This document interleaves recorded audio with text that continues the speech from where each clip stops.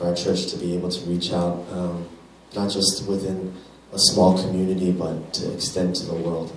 So let's all rise. Let's turn to 1 John chapter 3, verses 11 through 24. We're standing because this is God's word. This is one of the most important aspects of worship, if not the most important. Let me read it for us. 1 John chapter 3, verses 11 through 24. For this is the message that you have heard from the beginning, that we should love one another.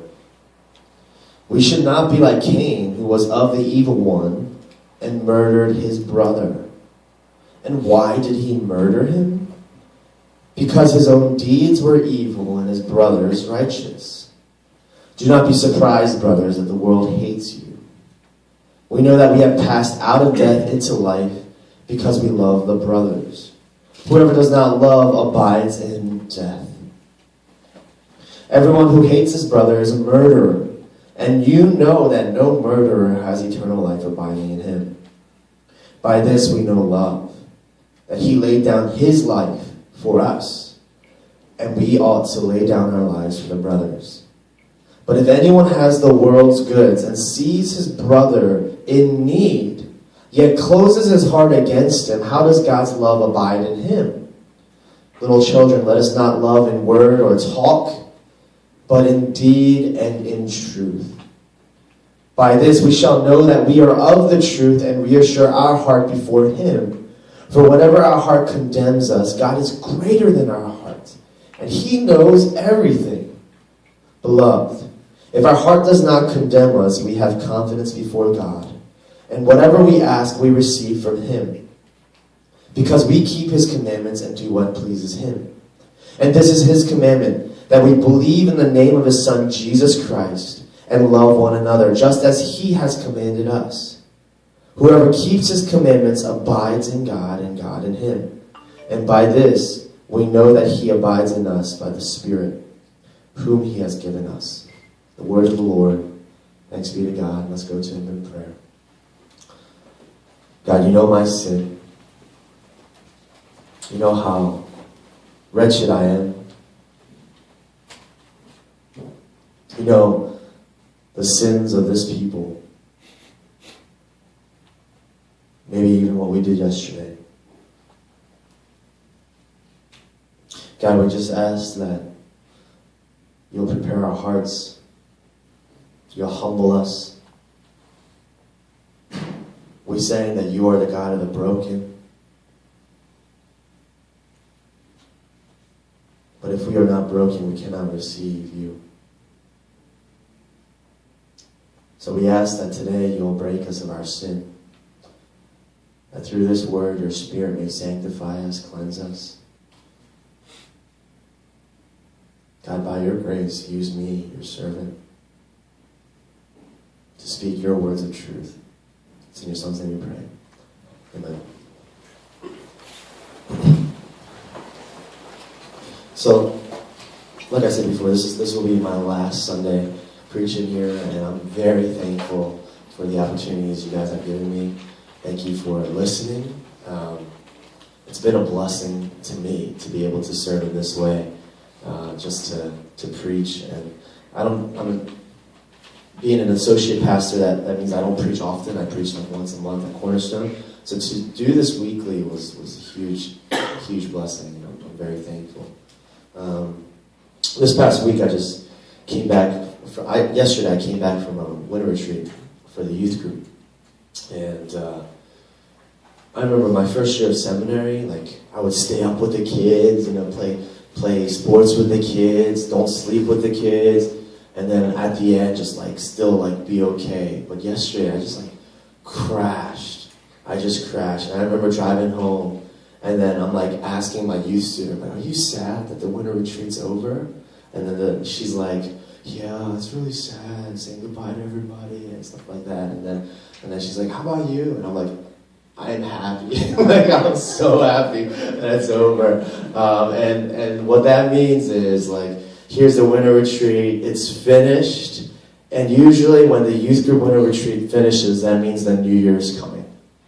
And this is the last Sunday of this year, of 2012. And 2013 is coming. And I don't know what you guys are thinking for this new year. Maybe 2012 was rough. It was a rough year. And you're like, man, I can't wait. I can't wait till 2013 comes. Because with a new year, I'm going to be a new person, and I'm going to have a new record and new life within me. Maybe you guys are like that. Or maybe 2013 is a year of fear.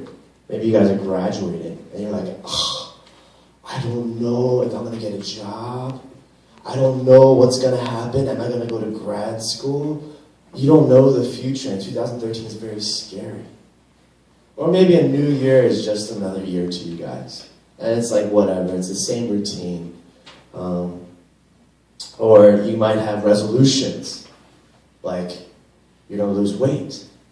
I've made that resolution a lot of times, and I did not fulfill them. I usually finish, I go to the gym, and you see that the gym's packed in January. But come February, it's empty again. Because why, people? We don't keep to our resolutions, which is really funny. Because resolution means that you're resolved to fill them out. You're resolved to complete them. But we just get too tired, or we get too, worn down to keep them. So my last encouragement to you guys, exhortation for this sermon, before I go, is not just something that you make a resolution out of. Like, okay, here's a new year, and I'm going to resolve to try to do it. Just like retreats, I think of my youth group, and after youth group, they're like, yeah, I'm going to do all this, I'm going to go to church, I'm going to proclaim the gospel to my friends, and then within a month, they're like, so dead. And hopefully this new year that comes, and what I have to preach to you today will not be like, oh, yes, I'm going to do it, and then after a month, you just lose steam, and you forget about it. Really, ultimately, because your source is not of God. You're depending upon yourself. But this commandment that John gives us today is one that has been preached from the ages. From the old covenant to the new covenant. It has been preached. Love your neighbor. Love your neighbor. And this is a commandment that's not just for 2013. It's not just for Sundays. It's not just for the spring. It's for our whole lives. Love each other. Love each other. And we have to ask ourselves, how can we continue to love one another? Well, first, how can we even love our neighbors that we don't like? Second, how can we continue to love them? And who is the one that is our source to love them? Let's go into this a little bit. Let's go into the passage. For this is the message, verse 11. For this is the message that you have heard from the beginning, that we should love one another. We should not be like Cain, who was of the evil one and murdered his brother. See, there's going to be 3 points to this sermon. 3 points. First, hatred takes life. Hatred takes life. Second, love gives life. And third, God gives life. Okay? First one is hatred takes life. Second is love gives life. And the last point is God gives life. First one is hatred takes life. Now, what did Cain do? We're going back to Genesis chapter 4. This is the first murder. Abel, he's like a shepherd, and he brings to God his firstborn, and God was pleased. Cain, he was a farmer, and he gave God crops. An animal, crops. God decided he was pleased with the animal sacrificed by Abel, and then here's Cain sacrificing these crops, and God was not pleased. We don't know exactly who, really, what was the reason why God chose the animal instead of the crops. But we do know this, that God loved Abel, and he was pleased when Abel sacrificed. And so what did Cain do? Cain was jealous. He was bitter. And he actually wanted to kill him. See, God knew his heart, and God said, sin is crouching at your door. The seed to murder is hatred, and God saw that Cain already started to hate his brother. What was he planning to do? He was planning to kill his brother. So he tempts his brother. He's like, brother, come out to the field. Let's play football. We'll play some pass, and we'll just hang out. He brings him out into the field, and what does Cain do? He murders his brother. He murders his brother. And that's what John brings us today. He reminds us of that passage. Why did he murder him? John says, because his own deeds were evil and his brother's righteous. See, hatred is like murder. What did Cain feel? Cain feel toward his brother? Cain felt like, oh man, Abel is getting in my way. Abel is annoying me. I wish that Abel was not even alive. My life would be so much better without Abel. And that's why he was resolved to kill him. Now, what do we think when we hate somebody? Let's just say someone wrongs us. Oh man, my life would be so much better if that person, he or she, was no longer in my life. My life would be so much better to live as long as that person is not there. We go and someone invites us out to dinner, or someone invites us to go hang out. And we're like, cool, thanks for inviting me. Second thing we say, who's going to be there? Why? Because there may be people that we hate, or there may be people that we just don't like and we don't want to hang out with. And so we try to avoid them as much as possible. Why? Because we think our life is better if it's lived without them. It's better as long as that person is not in the picture. That is the start of hatred, and that is a seed for murder. And God sees the heart, and instead of seeing, oh, you just don't like him, God sees hatred. And you know what? God sees murder in your heart. And we see that on the Sermon on the Mount, and Jesus clarifies that. If a brother hates a brother, it's as bad as murder. It's not just the physical action. We may look at Connecticut and we're like, man, that man was so evil. But if you're sitting here and you hate someone, before God, it is the same thing. Before God, it is just as sinful, and we are just as guilty as that man that murdered those children. I would never do such a thing. Yet, we do hate in our hearts. We hate in our hearts. Sometimes we wish that that person would change first, right? You know what? I know I should love him, but that person did something wrong to me. And so that person needs to change. And after that person changes, that's when I am able to love him, okay, Pastor Tim? Okay, do you understand me now? That person needs to change first for me to love him. Who am I talking about in your life? Am I talking about someone that used to be a friend and now you hate? Am I talking about maybe a sibling? Am I talking about maybe your parents?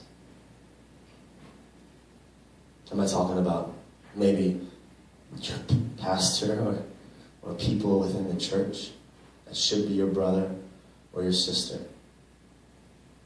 See, this life of the cross, this Christian life that we're called to live, it's hard. It's not an easy road. When I was in college, in my mentality, I thought that Christian life is so easy. All you have to do is smile and be nice to everyone. Someone wrongs you and you're like, oh, thank you. I love you. Not counting the cost it takes to love someone. Forgetting about taking on someone else's burden. Or when someone wrongs you, to bite it. And to say, I know it, to say that it does hurt. And to come before God, God, I am hurting so much because this person sinned against me. But at the same time, to be able to say, I love him. I love him. It's hard. It's hard. And hatred we see in this passage, it's of Satan. It's of Satan. It's not of God. It's not of Christ. It's of Satan. John calls Cain to be of Satan. If we are in hatred, we are of Satan and of the world. Verse 13, do not be surprised, brothers, that the world hates you. 14, we know that we have passed out of death into life because we love the brothers. Whoever does not love abides in death. The world will hate us. So here's a question. Does the world hate you? Does the world hate you? Because if you loved with the love of Christ, you loved your brother, you loved your sister, you loved the church, you loved your enemies, if that happened, the world will hate you. Does the world hate you? If it doesn't, then we got to ask ourselves a question. We got to ask, am I even living in the world? Or we got to ask, am I living as the world lives? So that even though I call myself a Christian, I'm doing the exact same things the world is telling me to do.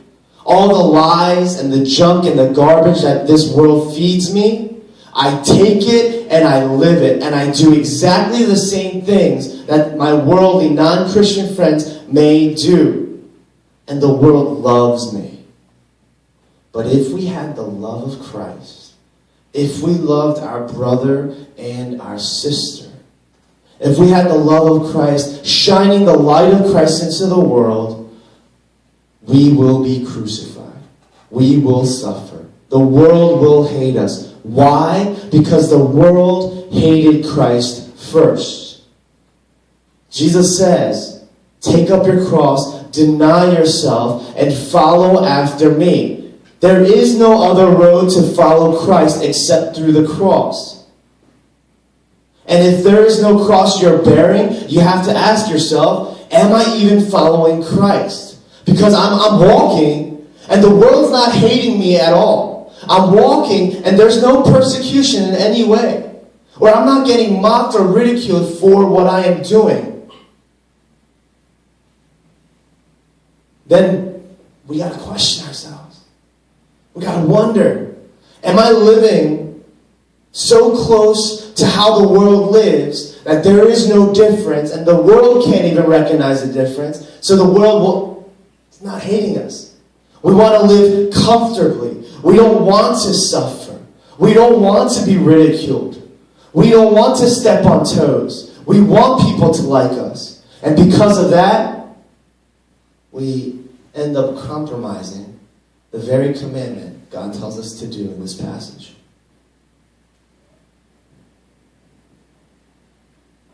Hatred kills the other person.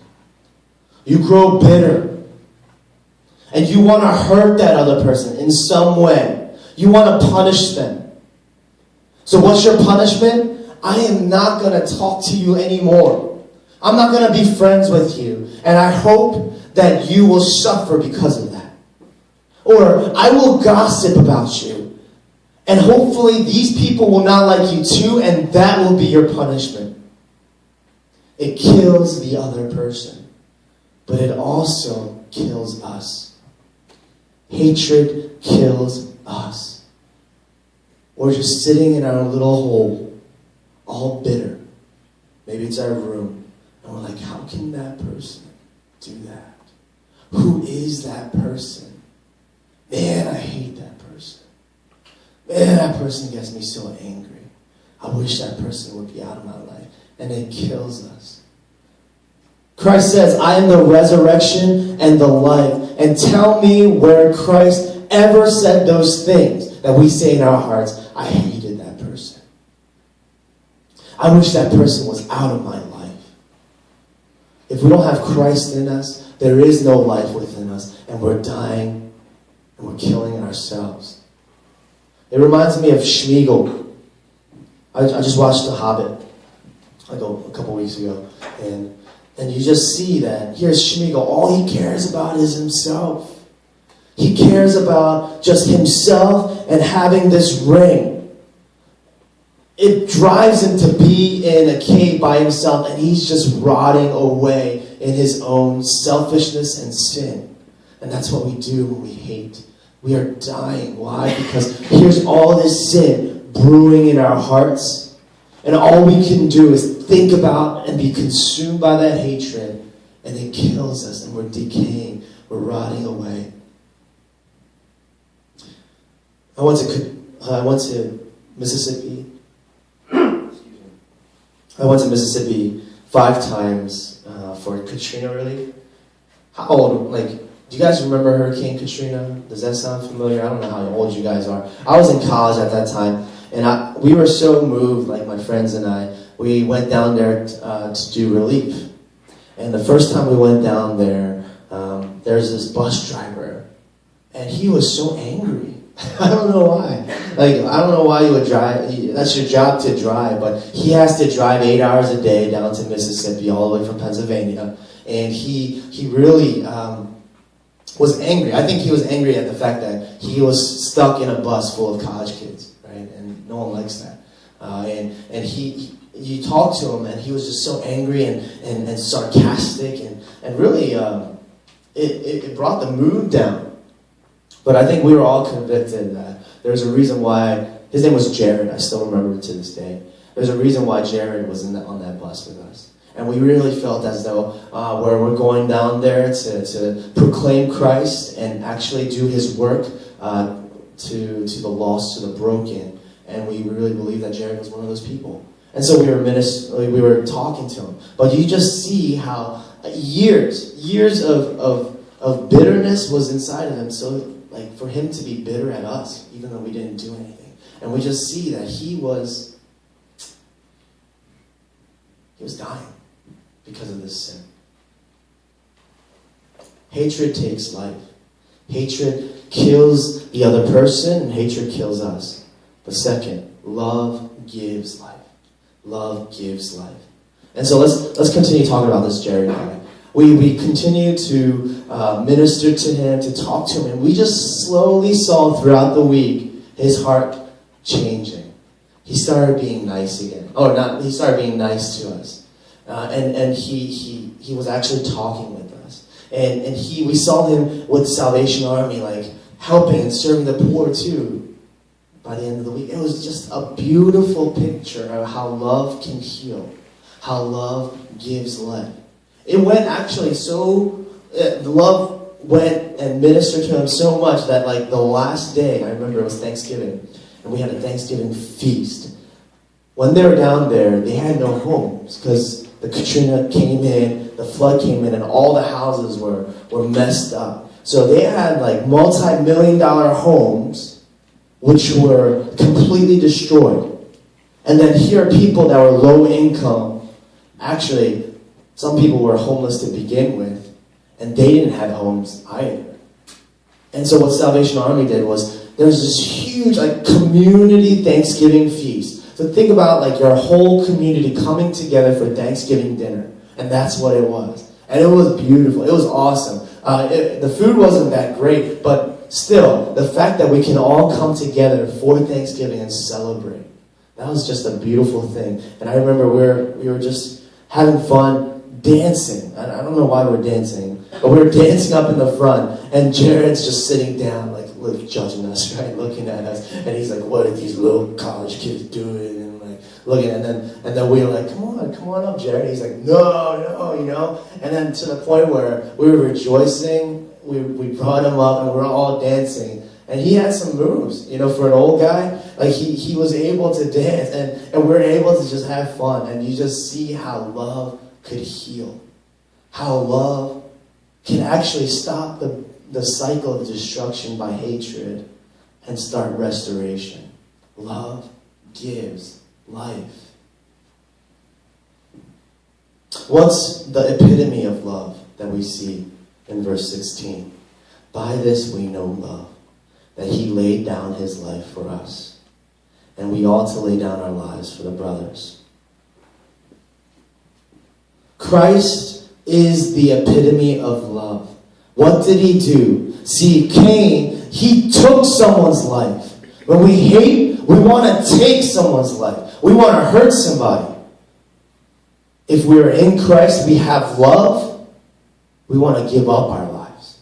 Instead of taking, we're giving. Instead of hurting, we're laying down our lives. What does that mean? When someone hurts you, when someone speaks ill of you, what is our reaction? Our reaction is to speak ill of that person. Our reaction is to treat that person badly because that person treated us badly. That is our automatic reaction. And we want them to hurt in some way. And if we let's just say that person continues to do that, we start growing bitter. That bitterness turns into hatred. But even though, what does love look like? Even though that happens, what does love look like in that picture? When someone hurts us. When someone speaks ill of us. When we want justice. Someone has hurt us, they should be hurt back. Someone treats us wrongly, they should be treated wrongly back. And we want that justice. We want the crime to be punished. But it's to lay that down. It's to lay down our lives. It's to die to our own wants, to our own desires. It's called sacrifice. I'm not married yet. But my fiance and I, we get into arguments. And really, I don't want to budge. My stubbornness, my pride is like, I'm right, and I'm not going to budge. And here she is. She's like, I'm right, I'm not going to budge. And there's no reconciliation. Here's a problem that needs to be solved, but there's no solution. Because all we're not extending ourselves to each other. We're just standing in our place, fuming, and just looking evil at each other, right? But what does love look like in that picture? Love is to say, okay, I may be wrong, but I'm probably right though. But I will sacrifice myself, my wants, my desires, and love you. It's funny how the closest people to us hurts us the most. The closest people to us hurts us the most. And when we are hurt, we want to hurt back. But what does love look like? It's to be hurt. And to bear it. And to take it. And to sacrifice and forgive. To sacrifice and extend. To love someone takes a lot of work. You have to hear the problems. Back in the day when my friend, he went through a hard time breaking up with his girlfriend. I'm like, shut up, man. Stop talking to me. Just move on. You'll find someone else. Probably in like a couple months. Don't worry about it. And he just keeps on talking to me and like yelling and screaming. And that's what I thought in my heart, right? But what does love look like? I'll bear that, you know. I will bear, and you're seeing my sin. I'm bearing his burdens, and let me go through it with you. Let me love you, even though you're going through a hard road. I'm here, and actually, it's not Tim that's helping you. It's Jesus Christ in me that's helping you. It's Jesus Christ in me that's loving you. It's not me. And see, that's how we can love. Christ has laid down his life for us. We deserved punishment.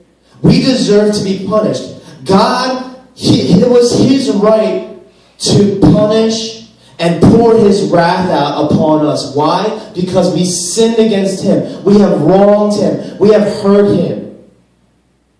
But Christ, what did he do? He took on that punishment.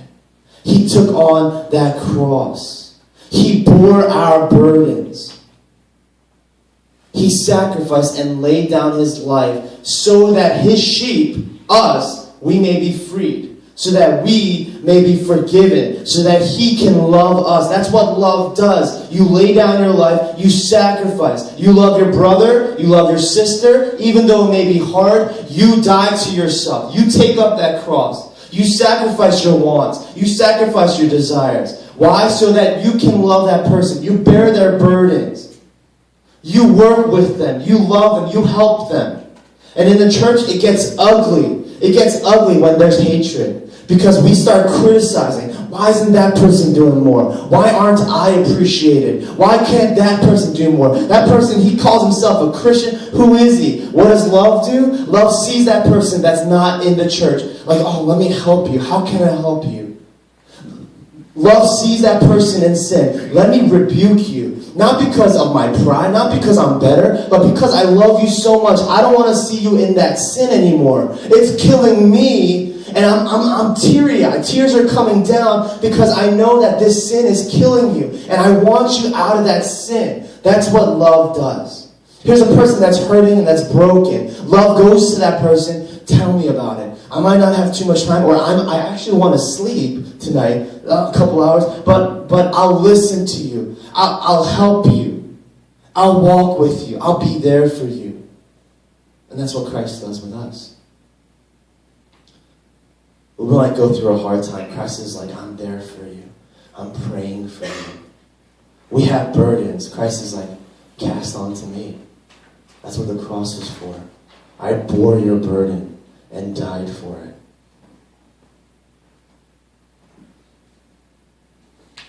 Why? Why should we love our brother and sister? Why should we love the church? Why should we love our neighbor?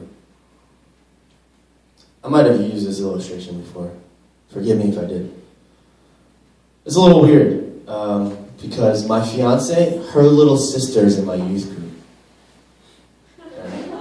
And for her, her name is Becca. My fiance's name is Helen. And for Becca, it was weird because here's her youth pastor, and then her youth pastor started dating her sister. Ugh, right? And then her youth pastor proposed to her sister. Ugh. And her youth pastors are now going to be her brother-in-law. And when I see Helen, they're 7 years apart. Helen loves her sister. She cooks for her sister. Her sister needs money, she gives it. She sacrifices so much for her sister. She loves her sister. Let's just say I did this. I'm like, Helen, I love you. I love you so much. I want to live the rest of my life with you and only you. I mean, that's what a picture of a marriage is. But you know what? I can't stand your sister. She's been in youth group for 5 years and I hate her. I can't live with her. What would Helen think? How would she react? That here is someone that she loves so much that she wants to marry can't even love someone that she loves.